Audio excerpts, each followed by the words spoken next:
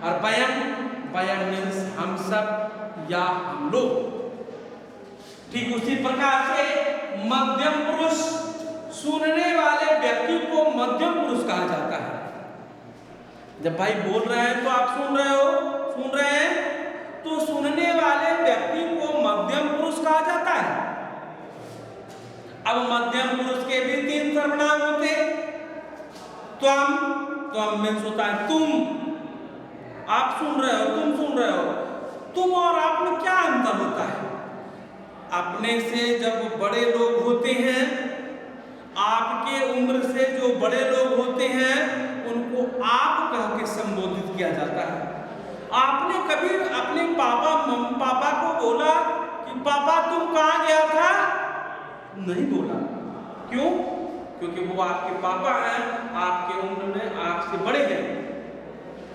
कथा आप, हम अपने से बड़ों को संबोधन करते हैं, संबोधित करते हैं, पुकारते हैं, और तुम अपने से छोटे को पुकारा जाता है, बोला जाता है। तो मध्यम पुरुष का 3 सर्वनाम होता है जी। त्वम, त्वम मीन्स तुम, युवाम, युवाम मीन्स तुम दोनों। है लड़के, तुम दोनों क्या कर रहा है? हम लोग क्लास लेते रहते हैं तो बोलते हैं क्या लड़का क्या कर रहा है तुम दोनों?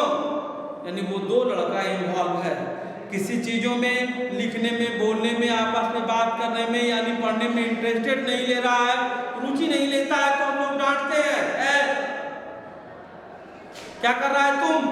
तुम कहने का मतलब एक लड़का हुआ, और तुम दोनों का मतलब हुआ 2 लड़के हुए। तुम दोनों क्या कर रहे हो? क्यों लड़ रहे हो तुम दोनों? और कहता है कि यूयम, यूयम मीन्स तुम सब या तुम लोग। हम लोग कहते हैं कि तुम लोग पढ़ने में बहुत तेज हो। तुम लोग का मतलब सारे क्लास के सारे बच्चे लोग। मध्यम पुरुष के 3 सर्वनाम होते। त्वम, त्वम मीन्स तुम, एक वचन में लगाते हैं। युवाम, युवाम मीन्स तुम दोनों, 2 वचन के लिए लगाते हैं। और यूयम, यूयम मीन्स तुम सब या तुम लोग, बहुवचन के लिए लगाते हैं। अब आता है कि प्रथम पुरुष। प्रथम पुरुष को क्यों छोड़े भाई? जब 3 आदमी बात हो रही है तो चैप्टर में 2 ही पढ़ना है अभी हमें, मध्यम और उत्तम पुरुष। प्रथम पुरुष का मतलब होता है संज्ञा या सर्वनाम। बच्चों, क्या आप बता सकते हैं कि दुनिया में कोई ऐसा वस्तु है जिसका नाम नहीं है? या आप अपनी आंखों से जो चीजों को देखते हो उसका नाम अपने जीभ पर, जुबान पर तुरंत आ जाता है? क्या है जी? ये तकिया था सर, या ये कागज है, ये क्या है? हम लोग जो है प्रश्न पूछते हैं दिखा करके, ये क्या है? तो आप कहोगे ये उंगली है सर। ये क्या है? तो नाखून है। तो भाई आपने तो सब कुछ जान रखा है, आपने सारी चीजों का नाम जान रखा है, आप ही ने नहीं, सारे बच्चे लोग जो है, पढ़ने वाले बच्चे लोग सब जानते हैं। आपके कमरे में जो भी चीजें दिखाई पड़ रही है सबका नाम आपको पता है। किसी टीचर ने सिखाया आपको, किसी मम्मी ने, पापा ने, पेरेंट्स ने बताया कि ये चीज नाम है, आपने स्वतः सीखा, अभ्यास करके, लोगों से, आंखों से देख करके उसे पहचानना सीखा। अब यहां पर कहता है कि प्रथम पुरुष किसे कहते हैं? तो संज्ञा या सर्वनाम को प्रथम पुरुष कहा जाता है। संज्ञा या सर्वनाम को प्रथम पुरुष कहा जाता है। संज्ञा किसको कहा जाता है? जिसका कोई नाम होता है। हमने टी शर्ट पहन रखा है, इसका नाम टी शर्ट है। हमने घड़ी लगा रखा है, इसका नाम घड़ी है। हमने जो है चश्मा लगा रखा है, जिसका नाम चश्मा है। नाम है। नाम कोई न कोई वस्तु का नाम होता है, कोई वस्तु जरूरी नहीं है।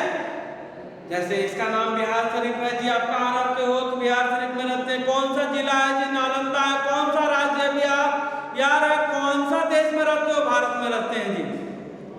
सबका नाम है अपना, और नाम जो जिसका नाम होता है वो संज्ञा शब्द कहलाता है, और संज्ञा शब्द प्रथम पुरुष कहलाता है। अब कहता है कि मध्यम और उत्तम पुरुष में प्रथम पुरुष सर्वनाम का प्रयोग जो है लिंगों एवं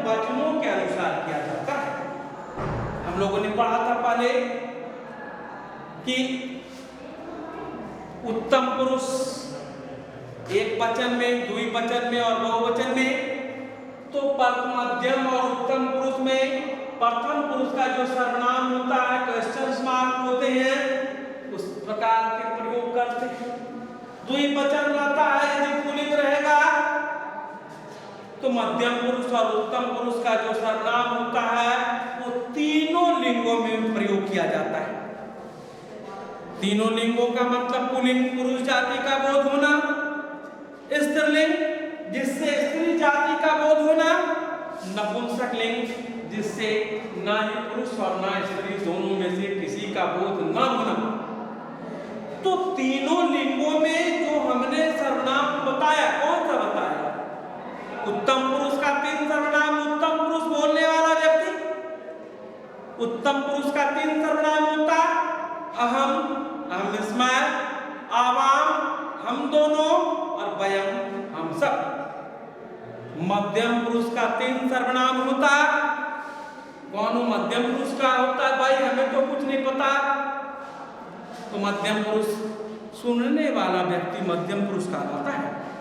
सुनने वाला व्यक्ति मध्यम पुरुष कहलाता है। और मध्यम पुरुष का 3 सर्वनाम होता है त्वम, तुम, युवाम, तुम दोनों, और यूयम, तुम सब या तुम लोग। तथा प्रथम पुरुष संज्ञा सर्वनाम या जिसके बारे में कहा जाता है, जिसके बारे में आप कुछ चर्चा करते हो, बोलते हो, उसे हम प्रथम पुरुष कहते हैं। अब कहता है कि मध्यम पुरुष और उत्तम पुरुष का जो सर्वनाम होता है उसमें प्रथम पुरुष के रूपों के अनुसार हम संज्ञा सर्वनाम का प्रयोग करते हैं। कैसे? कहता है ये, अब कहता है ये एक आपको रूलिंग दिया जा रहा है कि अगर किसी पद में शब्द हो सकता है, शब्द को पद भी कहते हैं, तो अगर किसी पद में आ और आ के अतिरिक्त, कभी कभी आपने देखा कि संस्कृत में हमने कहा कि संस्कृत में जो शब्द मिलेंगे आ और आ, आकारम और आकारम, तो किसी पद में आ और आ के अलावा कोई दूसरा स्वर भी उसमें स्वर वर्ण रहता है तो दंती सा बदल करके मूर्धन्य सा में बदल जाता है। दंती सा जो है कन्वर्ट हो जाता है मूर्धन्य सा में। नहीं समझिए तो फिर से बताते हैं एक बार कि जब किसी भी पद में आ और आ के अलावा दंती सा में कोई अलग स्वर मिला हुआ रहता है, जब किसी पद में आ और आ के अलावा कोई और स्वर जो है वर्ण रहते हैं तो दंती सा जो है मूर्धन्य सा में कन्वर्ट हो जाते हैं, बदल जाते हैं। जैसे हमने लिखा का, रो, सी। अब यहां सा बोलते हैं, दंती सा तो है, सा बोलते हैं, दंती सा, आ आ आ आ स्वर है जी, और प्लस इसमें आपने क्या लगा रखा है? छोटी की मात्रा है, तो ये क्या बनेगा? ये मूर्धन्य सा बनेगा। ये रूलिंग कहता है। ये रूलिंग क्या कहता है कि जब दंती सा में, जब किसी पद में आ और आ के अलावा कोई भी स्वर वर्ण होता है तो हम दंती सा को मूर्धन्य सा में बदल देते हैं। अब कहता है कि तीनों पुरुषों के वर्तमान काल में क्या रूप चलता है? काल, काल का मतलब होता है क्रिया का होना, जिस समय में क्रिया का होना काल कहलाता है। अब यहाँ पर पुरुषों के रूप 3 पुरुष आपने पढ़ा। पहला पढ़ा प्रथम पुरुष, दूसरा पढ़ा मध्यम पुरुष और तीसरा पढ़ा उत्तम पुरुष। वचन 3 पढ़ा, एक वचन, द्विवचन और बहु